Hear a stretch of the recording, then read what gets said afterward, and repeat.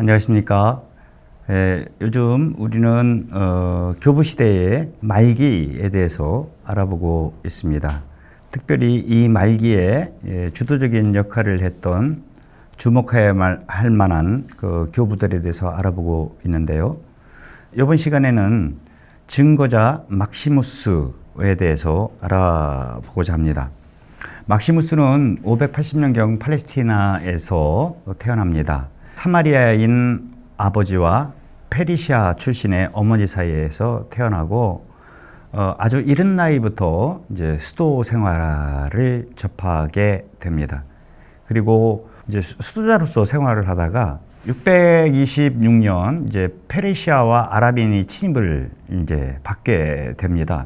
그러면서 이제 아프리카의 카르타고로 이제 피난을 떠나게 되는데, 여기에서 제가 지난 시간에 말씀드린 단성론 이단의 아류였던 단의론, 즉 예수 그리스도의 의지는 하나다, 즉 인성의 의지, 신성의 의지가 구분되는 것이 아니라 하나의 의지, 이게 단성론의 일파라고 할 수 있는데, 이와 관련된 논쟁에 이제 관여하게 되면서 이분의 이제 본격적으로 교회사 안에 뛰어들게 됩니다.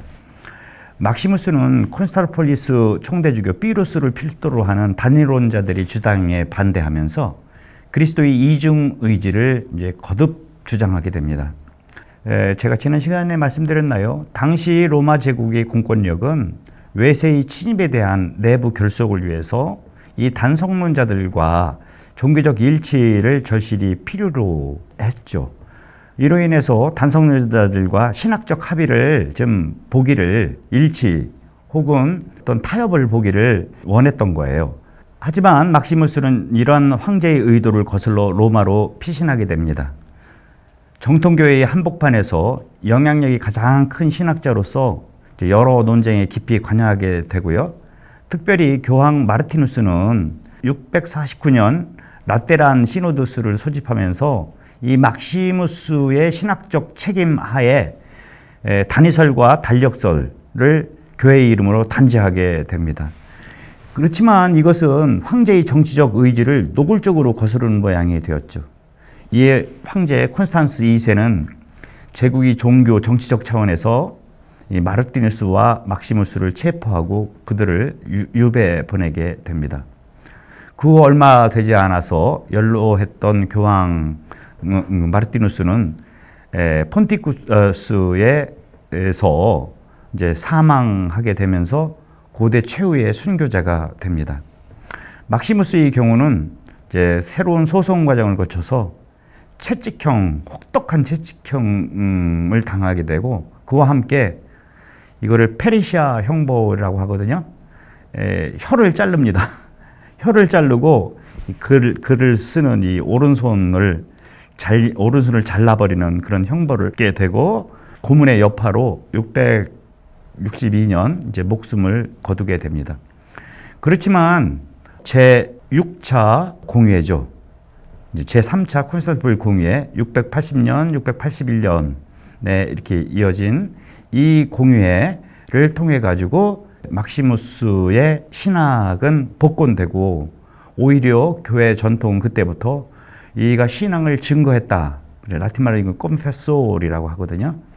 번역하면 신앙 고백했다, 혹은 신앙을 증거했다라고 해서 별명으로 고백자 혹은 증거자 막시무스라고 하면서 교회 전례록으로 8월 13일 성인 기념을 하고 있습니다.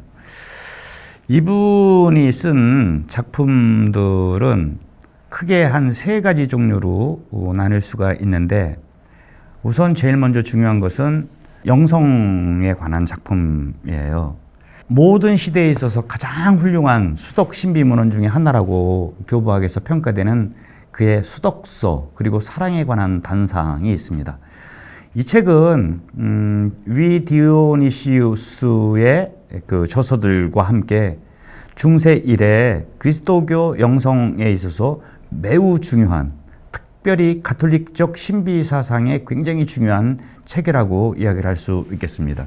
또 하나, 이 막시무스의 중요성은 이전 작가들의 작품을 다 해설했다라는 겁니다. 오리게네스, 폰토의 에바그리우스, 나지안주스의 그레고리우스, 또 제가 지난 시간에 얘기했던 그 위 디오니시우스 등 이전 작가들에 대한 해설 작품을 내고 있다라는 얘기입니다.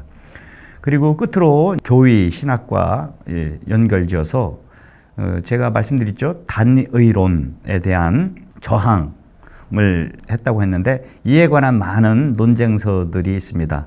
신학적 논쟁적 소고집이라는 이 제호 아래 쓰여진 대표작이라고 할 수 있겠습니다. 근자에 이 막시무스 사상에 대한 연구가 활발히 진행 중입니다. 그의 신학이 자기 이전 시대의 위대한 선배들, 즉 고대 교부 시대에 괄목할 만한 종합자라고 현대 교부학에서는 막시무스를 평가하고 있습니다. 오리게네스, 에바그리우스, 디오니시우스 등 이 사람들의 신학적 영감을 퍼올릴 뿐만 아니라 그들의 약점 내지 불균형을 교정하거나 보충하면서 가톨릭 신비주의, 가톨릭 신학을 종합했다라고 볼 수 있겠습니다. 단의론 혹은 단력설에 이제 강력히 반대했던 이 막시무스에게 있어서 의지, 행동의 능력, 힘, 에네르기야 이것이 이제 본성의 양상들이지 이것들이 위격은 아니다라는 이야기를 하게 되고 이러한 그의 그 신학적 사상이 680년 제6차 보편공의회에서 그대로 받아들이게 되면서 고대 말기의 정통 신학자로서 교회는 그를 추앙하고 있습니다. 다음으로 이제 서방으로 좀 눈을 돌려볼까 합니다. 현대 교부학에서 맨 마지막 서방의 이제 교부라고 이제 여기는 세비야의 성 이시도로스입니다. 스페인 사람들에게 굉장히 유명한 성이죠. 이시도로스 성인은 세비야에서 태어났고 그의 형은 아까 말씀드렸던 대그레고리우스 교황과 친분이 있었던 이 동네의 주교였습니다. 이름은 레안드로스인데 그 형의 보살핌 속에서 이제 양성이 됩니다. 그 형의 그 정통신학의 그늘 아래서 양성되죠. 그는 수도승이 되려는 목적은 아니었지만 수도원에서 체계적인 이제 교육을 받게 됩니다. 그리고 형이 죽게 되면서 형이 자리를 이어받으면서 이제 세비야의 주교가 되게 됩니다. 이 당시 스페인은 서고토족이 이제 지배하고 있을 때예요. 이 이시도로스 성인은 서고토족 왕실과 아주 친밀한 관계를 유지하는 가운데 정통신앙을 그들의 우산 속에서 이제 스페인에서 잘 지킬 수 있게 한 그런 교부라고 교회 학자라고 이야기를 할 수 있겠습니다. 성 이시도로스의 중요성은 그가 남긴 작품들입니다. 이 작품들은 중세 시대에 거의 교과서처럼 사용됐던 책입니다. 이가 남긴 그 책들의 특징은 아주 폭넓은 지식에 있습니다. 백과사전적 특성이라고 이야기를 할 수 있겠어요. 하여튼 그 수많은 정보들을 종합 정리했다라고 볼 수 있습니다. 토마스 아퀴나스가 쓴 책 중에서 가장 중요한 게 그 숨마 테올로지카, 신학 대전이라고 불리죠. 그 숨마, 종합한다, 정리한다, 뭐 이런 뜻이거든요. 숨마, 신학적 총합, 총정리, 뭐 이게 숨마 테올로지카. 그 누구죠? 토마스 아퀴나스가 쓴 책인데 이런 일종의 숨마를 이가 썼다라는 겁니다. 그러니까 토마스 아퀴나스가 하늘에 뚝 떨어져가지고 숨마 테올로지카를 쓴 게 아니에요. 이런 그 앞 시대, 그러니까 고대 말기의 이 세비야의 이시도로스 같은 이런 이들의 연장성 속에서 자신의 주요 저서가 나왔다라고 얘기를 할 수 있겠죠. 그 작품 중에 가장 중요한 책은 어원학 이란 책과 명제, 센텐스라는 이 두 작품입니다. 어원학은 고대의 모든 문화에 대한 방대한 백과사전과 같은 저서로 그 권수만 20권에 달합니다. 이 책은 언어의 기본 이해와 개념뿐만 아니라 당대의 역사, 문화, 자연과학, 신학 등 거의 모든 분야를 망라해서 다루고 있습니다. 물론 이 작품은 이시도로스가 다 끝내지는 못하고 마지막 마무리는 이제 제자 브라울리우스에 의해서 이제 출간되게 됩니다. 또 다른 책이 있는데 이 어원학 말고 이제 명제라는 책인데 이 명제는 어원학의 신학적 보완판이라고 얘기를 할 수 있습니다. 이 책은 아까 말씀드렸듯이 일종의 씀마로 교의와 영성, 윤리에 관한 신학적 요점 총정리라고 이야기를 할 수 있어요. 이 작품은 본디 성직자들을 위해서 집필을 하려고 했지만 나중에는 더 광범위하고 보편적인 성격으로 바뀌게 됩니다. 명제는 일종의 플로릴레지아의 성격이라고 이야기를 할 수 있습니다. 자기보다 앞선 아우구스티누스나 데그리우스 같은 분들의 다양한 문헌들을 원천으로 이제 뽑았지만 이것들을 총정리해서 나름대로 새로운 문학의 형태로 이제 재창조한 것이 명제라고 할 수 있습니다. 이 어원학과 명제는요, 중세 시대의 신학은 물론이고 아까 말씀드렸죠. 어원학에서는 신학만 다룬 게 아니라고요. 중세 시대의 신학은 물론이고 세속 학문에 있어서 거의 교과서와 같은 영향을 끼쳤다고 얘기를 할 수 있습니다. 이가 쓴 작품 중에 우리 교부학과 관련해서 아주 중요한 책을 쓰죠. De Viris Illustribus. 이 똑같은 제목을 누가 썼다고 그랬죠? 성 예로니모죠. 그러니까 성 에우세비우스, 카이사일의 에우세비우스가 쓴 교회사를 이어서 이 예로니모가 이제 유명 인사록이라는 책을 썼고, 또 이것을 이어서 제가 언급은 안 했지만 막세유의 게남디우스가 또 쓰게 되고, 또 이것을 이어서 똑같은 동명의 책 이름으로 이제 이시도로스도 이제 스페인 출신의 자기 시대까지 있었던 그런 저술가들을 총망라해서 이제 쓰게 되는 아주 중요한 책을 후대에 남기게 됩니다. 이처럼 이시도로스는 지난 시간에 얘기했던 데그레고리오스 교황처럼 중세를 이제 준비한 그러한 한 명의 교부라고 이야기를 할 수 있고, 또 교부 시대 말기의 맨 마지막 교부였다라고 이야기를 할 수 있겠습니다. 다음으로는 동방의 마지막 교부인 다마스커스의 성 요한에 대해서 알아보도록 하겠습니다. 요한은 650년경 다마스커스에서 태어납니다. 다마스커스는 이 당시 이미 아랍인들의 지배하에 있었죠. 그럼에도 불구하고 요한은 훌륭한 교육을 받으면서 자라나게 됩니다. 그의 아버지는 이 칼리프의 녹을 받았던 관료였죠. 이 아버지의 대를 이어서 요한도 이제 관직에 오르게 됩니다.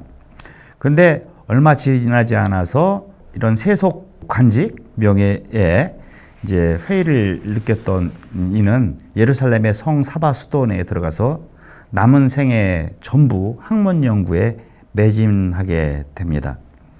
사제서품을 받고 이제 평생을 사제로서 연구와 설교 직분에 성실히 수행하게 됩니다. 이는 100살을 살아요. 당시에 100살이, 지금도 100살은 뭐 고령의 나이지만 그 긴 1세기에 달하는 그 생애 동안 수많은 훌륭한 책들을 많이 남기게 됩니다. 요한이 다룬 작품들은 그 종류면에 있어서도 아주 다양합니다. 교의신학에 관한 책들도 있고요. 성경 주석에 관한 책들, 윤리에 관한 문헌들, 수덕 신비의 혹은 영성신학에 관한 문헌들, 그리고 또 시인이기도 했습니다. 시 등 다양한 분야에 많은 저서를 남겼습니다. 그의 가장 훌륭한 기여는 주요 신학적 주제들을 명쾌하면서도 교리적으로 믿을 수 있도록 종합하고 정리했다는 데 있습니다. 서방의 마지막 세베 이시도로스도 그랬거니와 이 마지막 시기에는 종합이에요, 종합. 여태까지 있었던 그 선배 교부들과 교회의 가르침을 이제 종합하는 것이죠. 이런 종합된 일종의 씀마로서 가장 최고의 작품은 인식의 원천이라는 책입니다. 이 책에서 그는 자신의 의견은 아무것도 첨가하지 않고 단지 거룩한 교부들을 따르고자 한다고 밝히고 있지만, 그는 그거를 그냥 정리하는 게 이게 대단한 거예요. 다른 사람의 의견을 자기의 어떤 틀 속에서 정리하는 것이죠. 이 정리가 뭐예요? 이게 나중에 그 토미즘의 하나의 특성이 되게 되는 것이죠. 어쨌거나 이는 이렇게 방대한 그 전에 있었던 자료들을 종합했던 분이라고 얘기를 할 수 있겠습니다. 이 인식의 원천의 부제목이 뭐냐면은 올바른 신앙에 관한 해설이라고 이야기를 합니다. 교부문헌들을 폭넓게 인용하면서 교회의 신앙을 종합적으로 이제 이해하기 쉽게 이제 진술한 책으로서 이 책은 이 양반은 동방 사람임에도 불구하고 시리아어, 라틴어 등으로 이게 번역이 금방 됐어요. 왜냐하면 너무 잘했기 때문에. 그래서 서방 교회까지 영향을 미치게 됩니다. 그래서 서방 라틴말로 번역된 이것은 이제 중세에 엄청난 영향을 끼치게 됩니다. 이분은 이제 이제 8세기 분이잖아요. 8세기에 이제 또 하나의 중요한 공회, 이제 교부 시대의 마지막 공회가 일어나는데 그 공회는 787년 니케아에서 벌어집니다. 이 7번째 보편 공회고 제2차 니케아 공회라고 이제 이야기를 하게 되는데, 이 공회는 뭐 때문에 일어나냐면은 성화상 공경에 관한 문제 때문에 드러나게 됩니다. 성화상 논쟁, 이게 뭐냐? 성화상은 예수님에 대한 조각이나 혹은 그림을 전부 다 파괴해야 된다라는 이야기거든요. 왜 그러냐? 그 이유는 이게 마지막 그리스도론 논쟁이라고 얘기를 할 수 있어요. 예를 들어서 예수님을 이렇게 우리가 그림을 그리잖아요. 이제 이콘이죠. 이콘은 형상이라는 말이에요. 원형이 있고 그 원형을 그린 걸 이제 형상, 이콘이라고 하는 거죠. 근데 과연 예수님의 무엇을 그렸냐 이거죠. 예수님의 인간 모습은 그릴 수 있죠. 그러면 예수님의 신성은 그럼 안 그린 거네? 이렇게 되는 거예요. 이렇게 되면 네스토리우스로 빠질 수 있게 된 겁니다. 네스토리우스의 그 신학의 가장 맹점은 뭐냐면 두 아들 이론이거든요. 마리아의 아들과 하느님의 아들. 그러니까 이게 성화상 그려서는 안 된다. 파괴해야 된다. 이렇게 이야기를 하는 거거든요. 또 하나는 10분 양보해가지고 신성과 인성이 결합된 완전한 그리스도를 그릴 수 있다 하더라도 그것은 필히 두 본성이 혼재한, 컨퓨전 된 거죠. 혹은 블렌디드 된 거죠. 이런 단성론에 기울 수밖에 없다. 그렇기 때문에 이것을 없애야 된다. 이렇게 주장하는 게 이제 성화상 논쟁이거든요. 그런데 다마스커스 요한은 이 성화상 파괴 논쟁에 있어서 이 성화상을 파괴해서는 안 된다. 공경해야 된다는 신학적 근거를 가장 잘 제시한 신학자였다라고 얘기를 할 수 있습니다. 거룩한 형상에 관한 변론, 여기서 형상은 이콘입니다. 이콘. 내가 한국말로 그냥 형상이라고 번역했는데 거룩한. 이 주제로 한 3개의 연설은 그의 성화상 신학이 삼위일체론과 인간의 창조와 함께 점차 발전하는 것을 볼 수 있게 됩니다. 무엇보다도 그리스도의 육화를 근거로 한 그의 주장은 플라톤 철학에서 말하듯 그 이콘, 형상 혹은 모상은 실제의 그림자가 아니다. 플라톤은 이 형상은 이데아의 그림자라고 얘기를 했잖아요. 그거 아니다. 이것은 물질적 창조의 그려진 그 하느님의 선성이 드러나는 것이고 특별히 하느님의 은총으로 이 이콘을 받아들일 수 있다라고 얘기를 하는 거예요. 다마스커스의 요한은 전통적으로 동방시대의 마지막을 마감하는 저자로 알려져 있습니다. 교부시대와 중세기의 연결고리요. 또 뿐만 아니고 동방과 서방이 만나는 지점이라고 많은 후대의 교부신학자들은 이 다마스커스 요한을 그렇게 이야기하고 있습니다. 성 토마스 아퀴나스뿐만 아니라 거의 모든 중세 스콜라 학자들은 대다수가 다마스커스의 성 요한 작품을 계속해서 인용하는 것만 보아도 알 수 있습니다. 제가 좀 아까 이 성화상 논쟁에 대해서 잠깐 말씀드렸는데 요거에 대해서 조금 부연 설명을 좀 드려야 될 것 같네요. 이왕 다마스커스의 요한 이야기가 나왔으니까 이어서 마지막 공회는 787년 제2차 니체 공회가 왜 일어나게 됐는지 아주 짧지만 설명할 수 있는 만큼 해보도록 하겠습니다. 성화상 논쟁은 주로 동방교회에서 이루어졌습니다. 논쟁의 발발은 725년 레오 황제 3세가 황제 레오 3세가 성화상 공경을 금지하면서 시작되었습니다. 모든 수도원 교회에 걸려있는 성상을 파괴하고 성화상을 그림을 다 찢어 발기는 그런 일들이 벌어지게 됩니다. 근데 이런 일이 벌어지게 되면서 두 그룹으로 두 진영으로 나뉘게 되죠. 이제 성화상을 공경하는 것을 찬성하는 부류죠. 이거를 이코노둘레스라고 불러요. 성화상 찬성 부류죠. 이코노둘레스. 이들이 왜 이게 성화상 공경해도 되냐 하는 그 주장의 토대라고 그럴까요? 그걸 보자면 우선 현실적인 측면에서 성화상들은 큰 도움이 된다라는 거예요. 당시에는 문맹률이 굉장히 높았잖아요. 글을 모르는 이들이 복음서를 읽을 수 없으니까요. 그들이 신신과 신앙에 이런 그림과 조각상들은 도움을 준다라고 이야기를 하는 거예요. 그렇지만 이런 현실적 이유 뒤에 신학적인 이유도 있어요.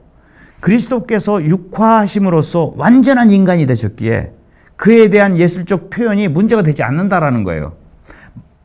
마찬가지죠. 예수님은 하느님이지만 그 예수님을 낳은 성모님을 하느님의 어머니라고 불리우는 것처럼 예수님의 인성을 우리가 눈으로 본다 하더라도 그 뒤에 그분의 신성까지도 우리는 흠숭할 수 있다라는 얘기예요. 여기서 이제 이 굉장히 중요한 천주교의 흠성 교리가 여기서 이제 토대가 되게 됩니다.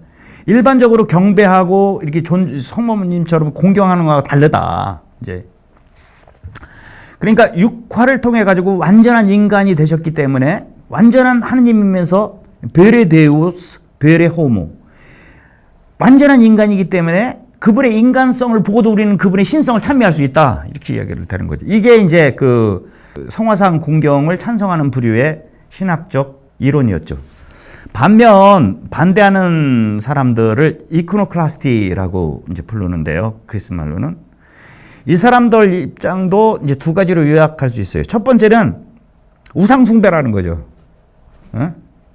우상 아니냐, 우상.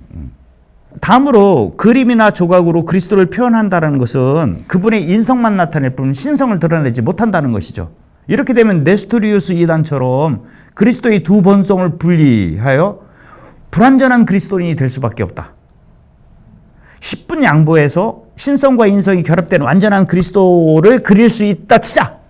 그렇지만 그것은 두 본성이 섞여버린 것, 단성론이다. 그렇기 때문에 이거는 네스토리우스도 안 되는 거고 단성론도 안 되는 것이다. 그러니까 이 이콘을 다 없애버려야 된다. 이런 얘기예요. 그런데 다마스커스의 요한이 설명하는 성화상 공경의 신학적 이유는 여러 가지예요. 우선 구약 성경을 보게 되면은 무조건 성화상을 그 우상 숭배라고 단죄하지 않았다는 얘기죠. 예컨대 그 케루빔의 형상으로 계약의 개가, 제가 케루빔은 천사의 모습이거든요. 계약의 개가 이제 만들어졌고, 성전의 제단, 구약 성경의 그 우상 숭배가 십계명주의 제일 첫 번째 아닙니까? 그럼에도 불구하고 제단의 모습만 보더라도 여러 가지 이콘들과 형상들로 허용되어 있는 것을 볼 수 있게 된다. 두 번째로는 그리스도의 육화로 인해서 비가시적인 하느님이 자신을 드러내셨기 때문에 그리스도는 가시적인 눈으로 볼 수 있는 수단에 의해서도 표현될 수 있다. 세 번째는 성화상은 이제 원형을 지시하는 형상이며 복제이다라고 생각할 수 있다라는 거예요. 그러니까 단순히 그 원형과 상관없는 형상, 그거는 우상이겠죠. 그렇지만 이거는 긴밀한 관계가 있다는 거예요. 형상은 그 자체로 의미를 가지진 않아요. 단지 원형과, 그러니까 내가 하느님을 흠숭하기 때문에 거기서 나오는 형상으로서 지시하는 힘을 가지고 있다라는 이야기가 될 수 있겠습니다. 그리고 네 번째는 이제 현실적으로 이제 많은 이들이 거기서 신심 생활에 도움이 되고 또 그 이콘들 그림을 통해 가지고 그리스도의 역사에 대해서 시각적으로 이제 볼 수 있고 또 아까도 얘기했지만 문맹률이 높은 시대에 그이들의 신앙을 자극할 수 있는 그러한 긍정적인 요소가 있다라고 이렇게 성화성 공경에 대해서 다마스커스 요한은 이야기를 하고 있습니다. 성화상 파괴 논쟁은 787년 니케아에서 열린 제7차 공의회를 통해서 이제 해결되게 됩니다. 이 공의회는 그리스도와 마리아, 천사, 성인들의 성화상에 대한 점검과 경의를 이제 허용하게 됩니다. 교부시대 말기에 대해서 알아봤습니다. 이상으로 이제 긴 교부학의 전체 시기를 다 이제 훑으면서 주요 교부들에 대해서 알아봤는데요. 굉장히 대충대충 한 거예요.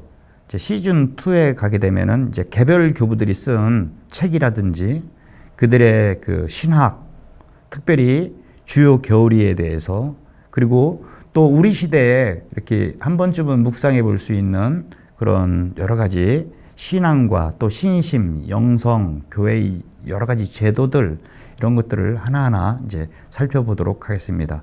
시청해 주셔서 감사합니다.